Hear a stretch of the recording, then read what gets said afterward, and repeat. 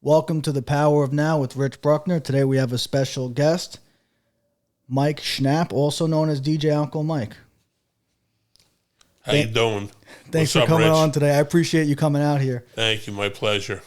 So, a man of many talents. I got you down as a DJ, actor, film producer, music producer, and a lot of other things. You even mentioned you were writing a book, right? Yes. In the middle of finishing up my first book. It's called Megadeth, and it's about me working at Rec Company in 1985, 1986, and then going out on tour in 1987, all centered around the band Megadeth. Okay. And my interactions with Megadeth when their first and second records were out. And it's a lot of fun remembering, reminiscing, writing stories. And I took a lot of photos while I was on tour. So while there's should be a few hundred photos, there's also stories of what it was like back then. Yeah. Megadeth, trying to finish it up now. Probably won't be out till next year. Never rush something like this. It's always good to just keep working on it and finishing it when you finish it. Got you. And Megadeth. Would you say it's kind of like a memoir then? Yeah, because it's stuff I did, was involved in. So, as my friend Amy always says, it's a rememoir. Gotcha. You try to remember all your stuff.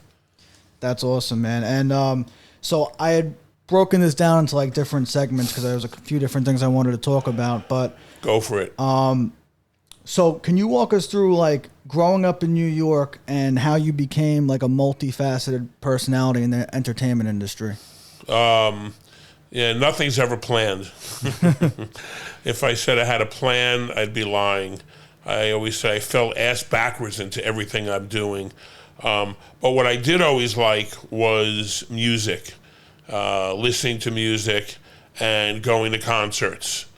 And that ended up being sort of the common thread in my life, where I got to work at a bunch of different record companies, got to go and do some on-air radio stuff, and then ended up doing a bunch of DJ stuff. Also, doing some writing, doing some film and music producing. It was just fall ass backwards into it. You just, I'm doing this now, okay. And throughout your life's journey, you meet a lot of people, and sometimes you're lucky enough to find good people to work with, and people who are patient and teach you and let you make mistakes and let you have fun. And also just being creative is a joy. Yeah. So, like I said, no grand plan. Do you remember your first concert? Yeah, there's a couple. The first concert I ever went to with my friends in junior high was I think it was September 1976, and that was at Madison Square Garden, and it was Peter Frampton while he was on the Frampton Comes Alive tour. So that record was recorded probably the year before, and that record was the big record of 1976. Whatever the big record is of this year, that was Peter Frampton live double album, Frampton Comes Alive. And I remember going to that show and being like, wow, this is really cool. A lot of people like me like that. And sometimes when you're around, 20,000 people and you have something in common with them, it's a good feeling. Gotcha. Yeah. So, and then I was also going to ask, who do you think would be the most influential artist or band that you worked with over the years? It depends. Influential to who? I mean, I've worked with bands that, let me see. I've worked with a lot of bands. Some bands you never heard of. Some bands you definitely heard of. Some bands that you didn't, maybe you didn't hear of as much, but they influenced a lot of people years later. I mean, I was, working at Rock Hotel Records, and the first Cro-Mags record came out, and it seems like over the years that Age of Quarrel record really influenced a lot of people. it sold what it sold, but initially when it came out, it was just some little record by some funky, crazy, hard band. But over the years, a lot of real successful bands have cited that and said, hey, that's a band that really influenced us. There's a band called Prong, and maybe a lot of people haven't heard about them. They're still playing, they're still making records, they're still touring. And but if you listen to Pantera, who got really big, you listen to that first Cowboys from Hell, that first real Pantera heavy record, and then they were on tour with Prong on that tour, and then that next record you could hear the Prong influence of that guitar in that next Pantera record, so it's influential to a band who was influential to a lot of people. Sometimes, it's like the Beatles and the Stones. I mean, without Chuck Berry, Little Richard, Elvis Presley, they wouldn't be what they are. They were influenced. And then other bands that I was lucky enough to work with, Alice Cooper, when he did his big comeback in 1989 with the Trash record, and Ozzy Osbourne in 1991 when he came out with his No More Tears album. And those were like sort of reinventions to big artists that were hugely popular. And then they took it to the next level with those records. And then bands like, Pearl Jam. I was at Epic Records, and I was lucky enough that Michael Goldstone signed that band. And at some point, they handed me a tape and said, "This is one of our new bands. Check it out." And it was like, yeah, this is really good. And it was a lot of fun to work with that band and watch them do this real slow progression and become the monsters that they still are. Another one, Michael Goldstone, great A&R guy, nice person. He signed another band called Rage Against the Machine. Again, record, comes dumping on my desk like, oh, what's this? And, ooh, I see. I had to listen to it a couple of times. I think the first time I heard it, I was like, what? Man, it was different. Yeah. And then, that first record I got to work with when I was at Epic, and I loved it. I still love it. And it was a lot of fun. And, they're still out there. They're still doing it. Yeah.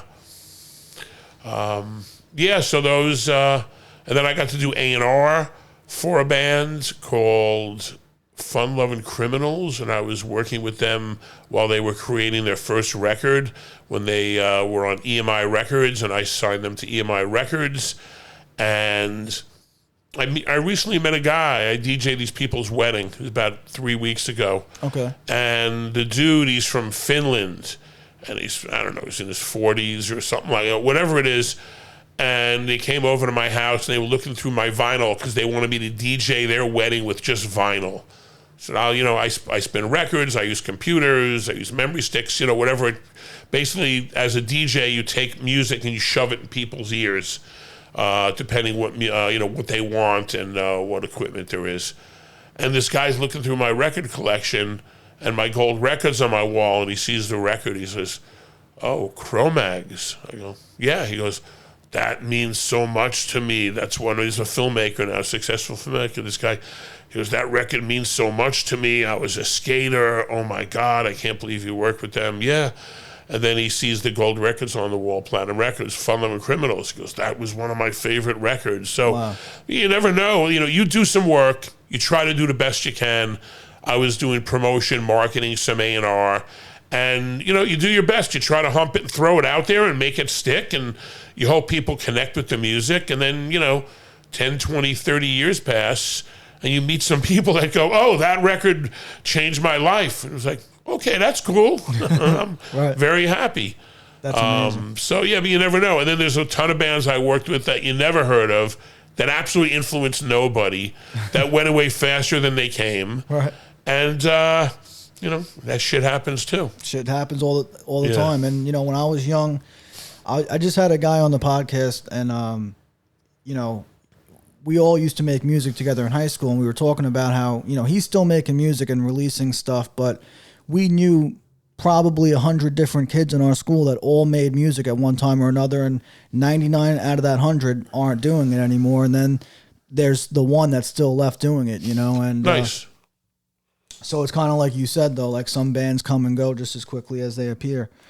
And as far as the world of music and how it's evolved, how do you feel about the shifts in the music industry from when you first started in it to where it is today?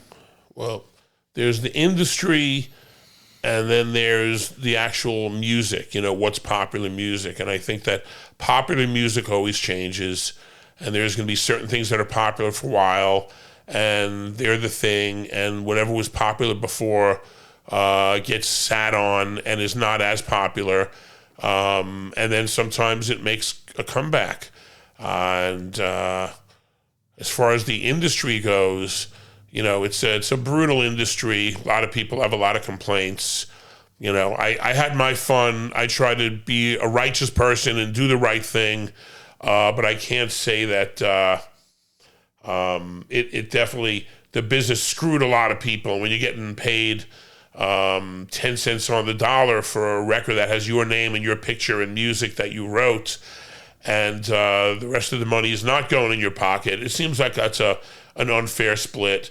And then over the last 10, 20 years, the technology has changed so much that it's not what it was, and it never will be what it was. I mean, before I was born, you had records, and you had some tapes, different, reel-to-reel, cassette tapes, 8-track tapes. I grew up with records and 8-track tapes and cassette tapes. And then these CDs came along, and all of a sudden they said, that's it, no more records. No one's ever going to buy records anymore, and they stopped making them for the most part. And then, there was other forms of music that popped in, the whole digital world. And then all of a sudden records are back, and they're never going to sell as much as people streaming and people buying, downloads and stuff. But it's constantly changing. Someone will invent something else new. I mean, this whole streaming thing is very bizarre. Once again, people are getting fractions of a penny every time they play it. Goes to the artist, and then I feel bad for these artists. They put their life into the music. They write the music. It's art, and they're getting paid zero. And you have a couple of companies that are really reaping the benefits of all these people's creativity and hard work. And it's horrible. But that is that cruel, punishing music business. Yeah, I mean, that's something that you've been hearing about for years, and it's probably worse now than it ever was. Yeah. I was talking to an artist that was showing me, like, I think it was 2 million streams, and he got like $1,600, and he was, and that was like his lifetime. Yeah, you look at the math and you look at the SKUs, and you're just like scratching your head, like, man, who made this shit up? And yeah, obviously the people that are making a lot of money made it up. That's right. And it's fucked up. But the nice thing is people are still out there creating. The positive side is all the technology lets people create in their own house. Right. You don't have to rent out a huge studio, but you can. Right. But you're able to create on a more economical, personal level. So it gives everyone a chance to sort of go out there and create music to make their art speak, and to get it out there through all the channels and all these things that are out there. I was fortunate that I was never in the position to like make a bad deal. I was out there like on the good side, like, oh, you got your music, it's already made. Okay, you signed your deals. Okay, I'm gonna try to get you played on radio. I'm gonna try to get you played on MTV. I'm going to try to get you in the newspapers and magazines. And so I was on that, like, trying to do good level. And, sometimes we had successes, and sometimes it was a miserable failure. I wanted to go into, there was a film that just came out recently, Ghost of the Chelsea Hotel and Other Rock and Roll Stories. I wanted to make sure I got that properly. Yes, thank you. So this is a documentary by Chip Baker Films, and you produced it. One of the producers, Chip Baker Films, Danny Garcia from Spain is the filmmaker and the director. Myself, along with Danny and Caesar and Chip, are the producers, and then Manlai is the associate producer, just so we have all the proper people credited properly. Because everyone puts in what they put in, and we all care, we all try. And it's a fun, creative project to work with, and fun people to work for. And it's a big learning experience, to make a film. When you make a film about a certain project, sometimes going in, all you're going to know. And then sometimes going in, you don't know that much. And by the end of the film, you become way more educated on the subject of the film. So there's so many more things that I learned about the Chelsea Hotel and its amazing history than I knew when we were going into just starting and interviewing some people. And the film is out in theaters right now, so you could look it up, Ghosts of the Chelsea Hotel and Other Rock and Roll Stories. And it's screening in theaters around the globe. And at some point, it will come out through various streaming platforms. And just as the other film, they have another poster there you could hold up. It's called Nightclubbing, the Birth of Punk Rock in New York City. And same sort of thing, was made the film. And it's another Chip Baker production. Danny Garcia being the filmmaker and director. Danny, Cesar Mendez, and myself, and a couple of others being the producers. And that went from debuting at a film festival in Spain to screening all over the world in these small art house theaters, to being put on a physical DVD, music on a soundtrack DVD, and then it is now out on streaming platforms. So you could go into, like, I'm going to say Tubi TV, Tubi TV, and you could look it up, Nightclubbing, the Birth of Punk Rock in New York City. And it's a documentary about a nightclub, concert venue, restaurant called Max's Kansas City that existed in New York City from 1965 to 1981, and has a lot of really amazing history. I'll let you guys look it up and enjoy it, I hope. Absolutely. And then other films by Chip Baker and Danny Garcia and Caesar. They did Rise and Fall of the Clash, Looking for Johnny, about Johnny Thunders, New York Dolls guitar player. Sad Vacation, about Sid and Nancy's last days in New York. Stiv, about Stiv Bators from the Dead Boys, Lords of the New Church. Rolling Stone, Life and Death of Brian Jones, the protagonist of the Rolling Stones. He's the guy who put the ad in the paper saying, we want to start a band, and Mick Jagger and Keith Richards, and they all came, and that's an interesting story. And then we did Nightclubbing. We did a short film called Sid the Final Curtain, about Sid Vicious's last performances. And now we're doing the Chelsea Hotel film. It's been a lot of fun. Yeah, so how did you get inspired to get involved with Ghosts of the Chelsea Hotel? Well, I met Danny Garcia and Cesar Mendez 10 years ago. My friend Steve Hirsch was looking to work with them on a Johnny Thunders film, and he said, can you put a meeting together with Bob Gruen? Bob Gruen, go look this guy up. He's a fascinating individual, great person, famous photographer. He took the photo of John Lennon sitting there with his arms crossed with the New York City t-shirt. He took a lot of iconic photos. Anyway, Bob has a lot of history. These guys wanted to meet him, do some business. I know Bob. I said, would you mind? Yes, he shows up. These two Spanish guys I never met. They said, oh, your beard. And I go, what, Rick Rubin? Because I get called Rick Rubin a lot. And they said, no, we do these spaghetti westerns. We're from Spain. Sergio Leone, the Fistful of Dollars for a Few Dollars More, Good, the Bad, the Ugly, Once Upon a Time in the West, the ones with Clint Eastwood and Lee Van Cleef, and Henry Fonda, and the others. He invented the genre called spaghetti westerns, and they did a lot of filming in Spain, in the southeast of Spain. So, okay, they said, you should be in our film. We do spaghetti westerns also. Okay, everyone says you should do this, you should do that.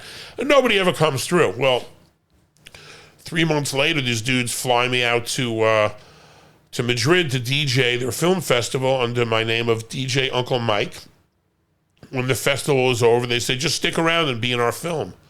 Okay, sounds good. It's July. Sounds like a fun time. And so I ended up as an actor in a film called Six Bullets to Hell. And then 2 years later, they filmed the one called The Price of Death. And then 2 years later, they filmed the one called The Bounty Killer. All Chip Baker Productions, written and directed by Danny Garcia. Cesar Mendez did a lot of the editing, all the sound pimping and all that stuff, crucial part of the team. And so next thing you know, I'm like acting in these films, and I'm not an actor. I never went to be an actor. It was like kind of, okay, that's interesting. And then Danny asked me to do a couple of production things with the Sad Vacation and the Brian Jones film, and I had such a good time. I said, hey, let me help you with your next film. The next film was going to be about Sid, but it ended up being about Max's Kansas City. And then the next film is Chelsea Hotel. And we're working on more stuff. There's another one, a band called the Fuzz Tones. We're working on a project about that. So you guys just kind of, became friends and you all started working together basically. And at that point, you just were along for the ride because you were having a good time working with them, right? I'm absolutely along for the ride. These guys have a vision and they have a method, and it's true independent filmmaking. I mean, there is an incredibly low budget. It's comically low, but I'm impressed that in 10 years, these guys have 10 films out. Like, nobody does that. You start making something and halfway through it just drops out and it never happens again. Maybe you have some footage or whatever. These guys have made 10 films in 10 years. So I'm learning from them. I'm very fortunate that they are teaching me their methods, how to make independent films, and how to also act in films. So I've been having a great time. I'm having a good life. And, aside from the DJing, I get to produce some stuff. I get to act in some stuff.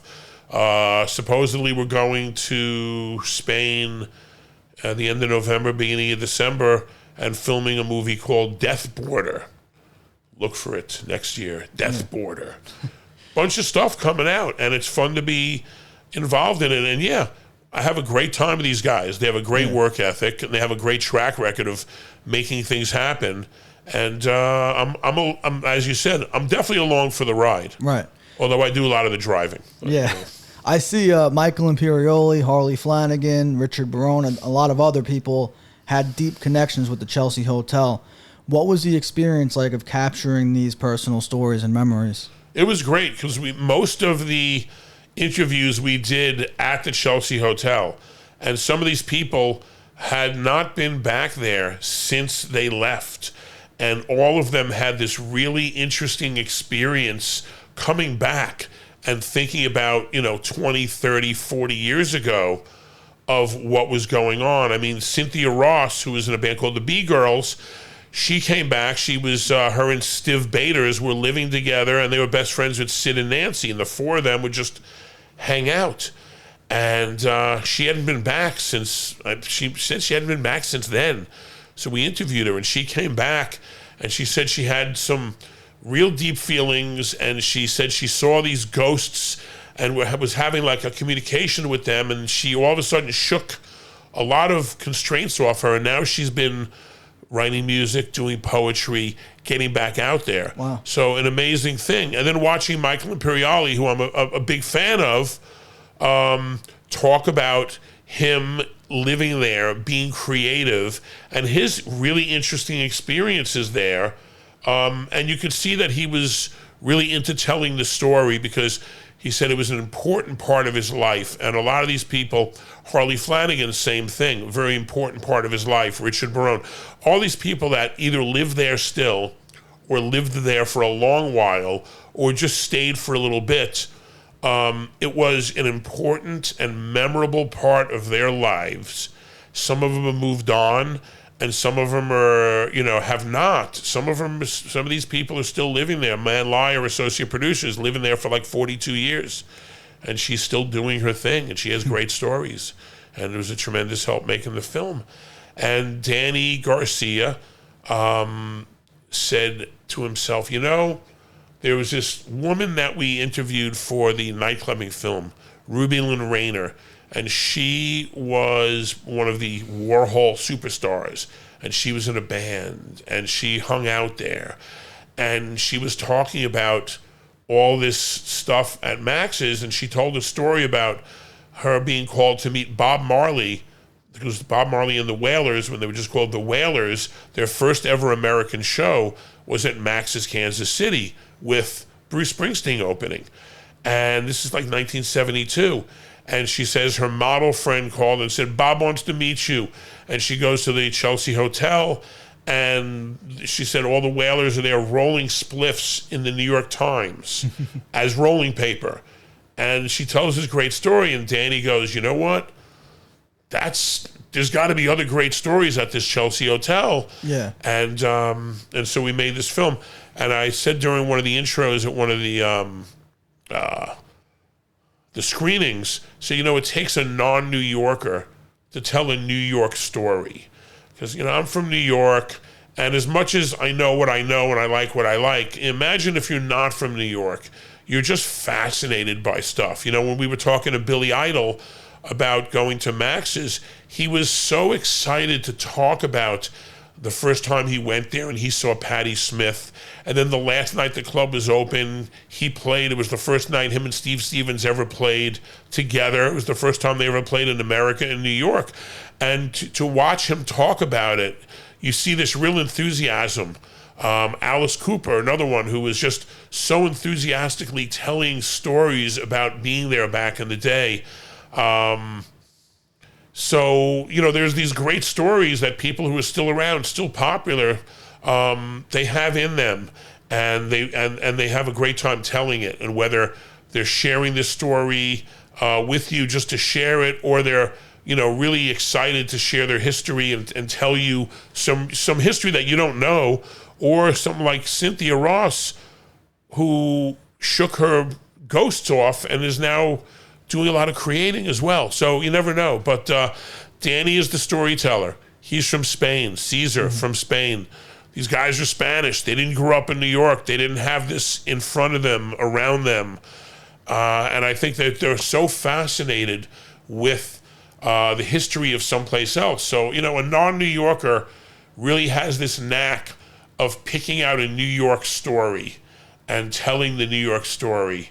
And then me being a New Yorker, it's fun to watch somebody who is not from here get excited about, my city. But I mean, I'm living in Manhattan, the same apartment the last 34 years. Grew up in Long Island, born in Queens. So, I'm from here, third generation.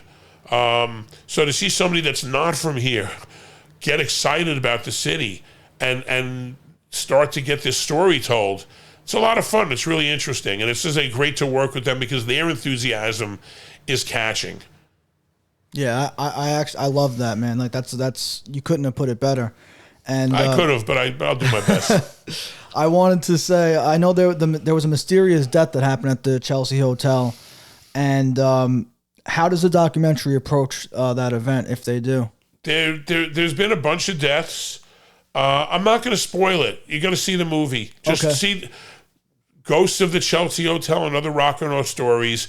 It basically talks about life and death. And there's just some interesting stories that the people that were there, I'm going to let them tell it. Gotcha. Yeah, I was fascinated by the fact, although I'll give you a quick one. Tim Sullivan, guitar player, he said he's sitting there in his apartment and he's playing keyboards and he's looking out the window and all of a sudden something goes whoosh. What's that? And he hears noise out the window, and he looks down, and there's some woman all sprawled out on top of a taxi cab, and she died. Wow. But the fact that he's just sitting there. And that's just one of many stories. One of the many stories, but he's just sitting there playing piano, being creative, and all of a sudden, right in front of him, this thing goes flying by. And he's like, what the fuck is that? Yeah. So, but there's a lot of interesting stories. But, check the movie out. It fascinated me. So Definitely. Maybe it'll fascinate you. Sounds like a fascinating experience making it, too. It was, and it still is. Yeah. I'm looking forward to seeing that, and I'm gonna put the links in the descriptions to the website, the Instagram page, and all that too. Cool. Technology. We can link stuff up. Absolutely, everything is in one place that people can see. It's amazing. And so, as far as experiences as DJ Uncle Mike, I read your bio and I saw not only did you travel the world, but you were the first American the first American DJ to spin tunes on the beach in central Vietnam. How was the reception there? It was good. It was interesting. I mean, some people definitely wanted to hear techno and stuff that's big in Asia at that time. My set is basically 50s, 60s, 70s, 80s, rock, 70s disco funk soul, 70s, 80s new wave punk rock, reggae, weird stuff. But we had people out on the beach dancing, at night, 10, 11, midnight dancing. Interesting. So what I learned, being on tour with the Fun Loving Criminals, and touring foreign countries with them, they write, most pop music is English language. Mm-hmm. And so we're in, I'm going to go sideways to go back, but I'm watching them play, and they're in Prague, and they're singing in American, in English, and I'm watching the front row, and all these people they're mouthing the words. And I'm like, this isn't an English audience. These are people from the Czech Republic. They are singing along. And over the years, people from other countries taught me that they learned English from the Beatles, from the Stones, from music, from their favorite music. That's an amazing thing, the fact that, you don't really think about that. You think of music, it's all enjoyment, but it turned the whole world onto our language. Yeah. So cut to Vietnam, it's 2009. Somebody called me and said, hey, can you come DJ a party there? I'm like, okay. So next thing, 2.5 weeks later, I'm in Vietnam. Never thought I'd ever be in Vietnam, ever. What am I doing here? It's a place that I normally wouldn't think of. Americans, we have that war. I grew up in the thing, around where the older kids were in, getting drafted and getting killed. And so, my thought was, I want to go to Thailand or, somewhere like that. If you start going to Vietnam, I'm like, why? But I get a call, you want to DJ there. Okay, cool. So I go there. And once again, they don't speak English. There's some people, there's some expats, there's some people that speak English, but for the most part, man, they speak Vietnamese. I eat Vietnamese. I eat the soup. I eat the food. So, but I don't speak it. So it's like, we're there. I'm during the day, and all this. The sound company is humping the gear onto the beach. They set up a big DJ platform. They set up speakers. They set up turntables. They set up a real proper DJ setting. So I'm like, wait a minute, I'm on the freaking beach, 15 minutes that way north on the beach is China Beach. Look up history. Very famous beach. A lot of stuff went down there, war stuff. And so I'm watching all these cats, and these Vietnamese cats, and they're running around, they're humping speakers. It's like 100 degrees, it's 90% humidity. And these guys are they're tough, man. They were bringing speakers, they're bringing this and that, and the turntables, and they're setting it up, whatever. And, I was like, thanks. And they kind of look over, and I give them the thumbs up, international sign of, yeah, cool. And they, they smile, and they nod their head, but then they keep going working. But I'm realizing these people don't, they don't speak English. And so cut to that night, and I'm playing all this music. And I'm looking around, and people are dancing and dancing. And there's this one guy, and I saw him all day carrying speakers on the beach in the heat, working. And I'm playing George Harrison, the cover song he does, I Got My Mind Set on You, which seems like it was a tremendous international hit when it came out. And I'm looking around because I'm doing my thing. I'm DJing, and you look around, check out the crowd dancing, and I look over, and down here, this guy's like in back of the speakers, just to make sure nothing screws up. The tech guys, and I look, and this guy was singing every single word of "I Got My Mind Set on You," and I'm thinking, there's no way this guy knows the words. This guy knows the words. He doesn't know English. We couldn't have a conversation. But this guy can sing you the fucking song. And it's amazing how interesting that is, and how music spreads culture and music brings people together. I was in Spain and I was talking to the mayor of Abla. It's this little town right where the cowboy movies are made. And they said, he wants to buy you a drink. I said, okay. And I was like, hello. He's like, hola. And I'm like, all right, I can't speak with this guy. And I speak menu Spanish, Arroz con pollo, sopa, vino. I can order on the menu, but I can't have a conversation. But and this guy, and he looks at me, and knows I'm a DJ, and he looks at me and he goes, Rolling Stones? And I think, oh, cool, I'm going to have a fucking conversation with this guy about the Rolling Stones. And I go, yeah, Rolling Stones, great band. And he goes, sí, Rolling Stones. That was it. But you know what? At least we're on the same page. Right. And he was like, I forget, Led Zeppelin or whatever he says. And I say, oh, yeah, Led Zeppelin. Yeah, great. And he goes, see, Led Zeppelin. And I'm like, okay, I see how this is going to be. Let me get that drink and, start hammering it out. But it's amazing how music brings people together. Just like when I went to my first concert, I liked this music. Well, my friends liked it. But, that's us in high school, and there's, however many people. You go to Madison Square Garden, there's 20,000 people, and they're all singing along. And I'm like, where the fuck are these people from? This is great. Yeah. And so it's all of us being brought together by this music. And so music really brings a lot of people together. And it's interesting to see that and then be able to travel around the world. But so getting back to Vietnam, I was told, no one's DJ'd on this beach. There's probably some American DJs that went into Saigon or Hanoi and they played whatever. I don't know. That's in a nightclub. I'm out there on a beach, man. There's during the day, there was nothing. And then that night, afternoon, they built up a sound system. People came. It was a party. The next morning, that party's gone. It's done. Right. But, I was told I was the first American since the Vietnam War, probably ever, to play music on that beach. And I was thinking, that's pretty cool. That's unbelievable. I'll take that. Yeah, it's bizarre little facts, And, you've traveled the whole world as a DJ. Which place that you traveled has left the most lasting impression on you, and why? Different places, different reasons. I think the Vietnam thing, because it was, at that point, it was so foreign. Yeah. I've been lucky to travel around the country and, go to LA and Vegas and Miami and Texas and even New Jersey. And those things have their charm. Right. But going to Vietnam and then also being in Europe a little bit and DJing in Spain and England and Ireland. Mm-hmm. But those places, as foreign and as exotic as they were and are, Vietnam was like just another world. Right. So my mind was blown being there.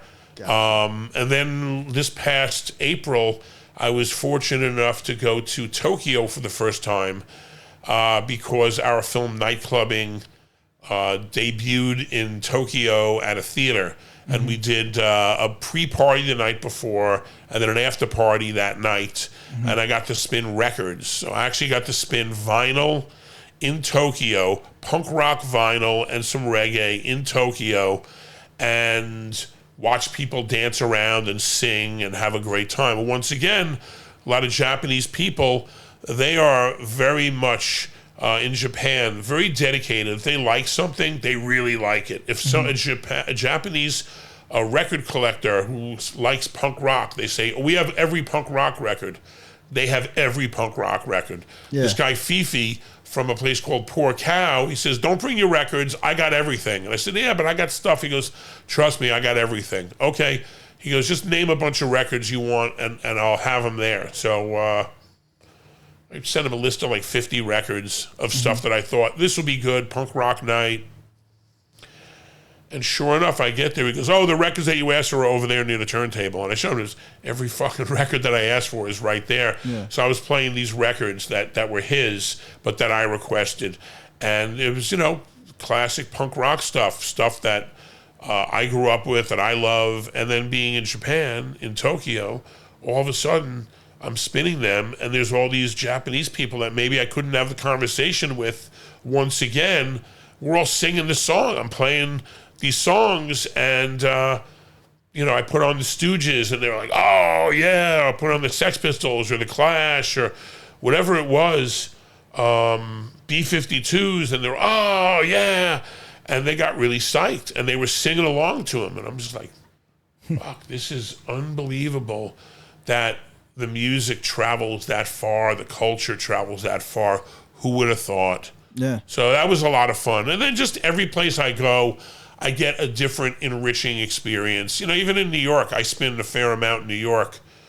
And, there'll be some nights where something happens and I make a connection with somebody. Mm-hmm. And I'm very excited because it's like, oh, wow, this younger person comes up and they go, do you take requests? And usually I'll go, yeah, what do you want? I used to say yes. I'll go, what do you want to hear?